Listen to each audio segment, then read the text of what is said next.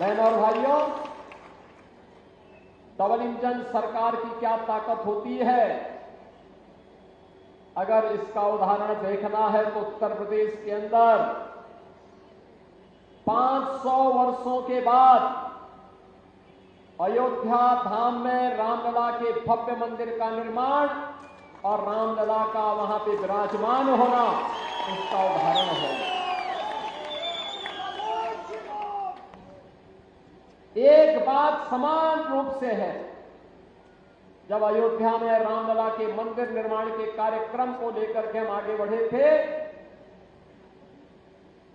तब जो लोग इसमें बाधक थे, जिनकी चर्चा मैं करने वाला हूं अभी कुछ देर बाद, ये लोग कहते थे कि अगर राम मंदिर के पक्ष में फैसला हुआ और राम मंदिर का निर्माण हुआ तो खून की नदियां बहेंगी। हमने कहा ये नया भारत है,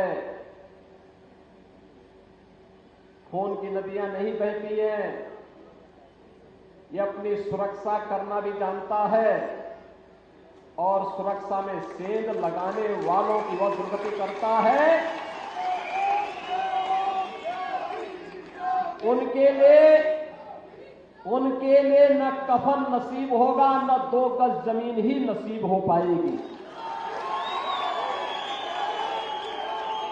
बहनों और भाइयों, परिणाम क्या रहा?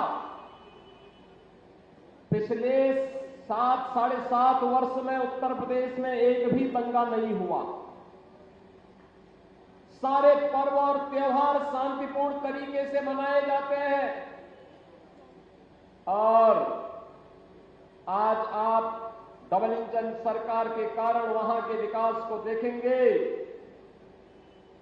तो उस विकास के लिए जम्मू कश्मीर भी हकदार है और इसी का आह्वान करने के लिए मैं आपके पास आया हूं।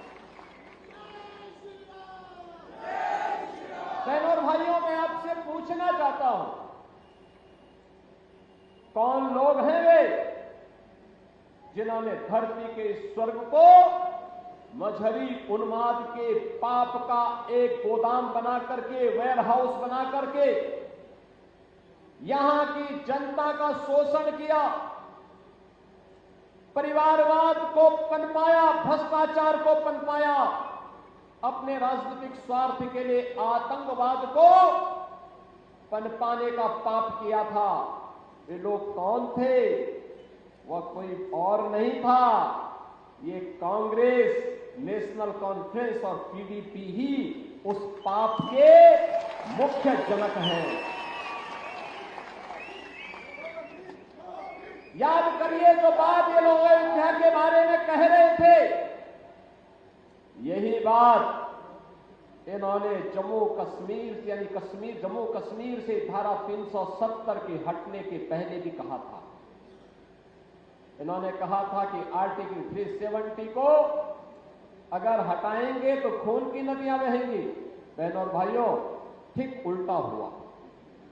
370 और 35A को हटाने के साथ ही कश्मीर में विकास तेजी के साथ आगे बढ़ गया।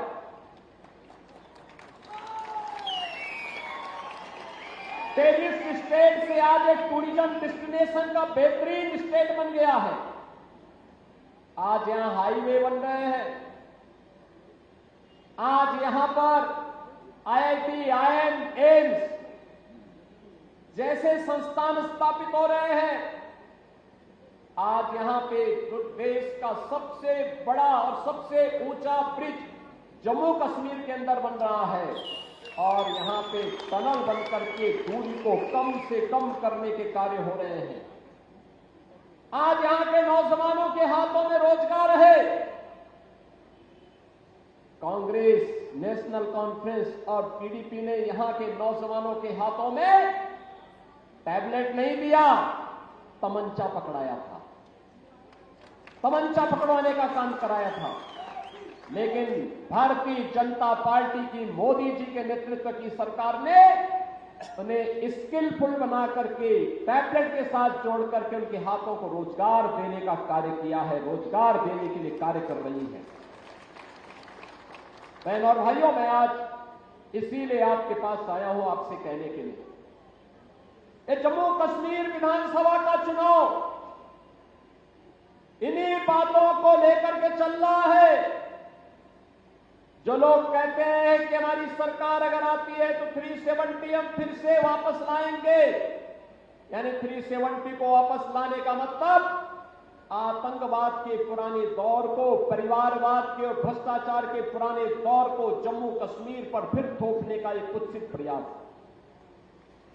ये लोग वही लोग हैं जिनको शांति नहीं चाहिए, जिनको सौहार्द नहीं चाहिए, जिनको विकास नहीं चाहिए, जिनको केवल सत्ता चाहिए, सत्ता चाहिए। और सत्ता प्राप्त होने के बाद इनका व्यवहार क्या होता है, ये किसी से छुपा हुआ नहीं है।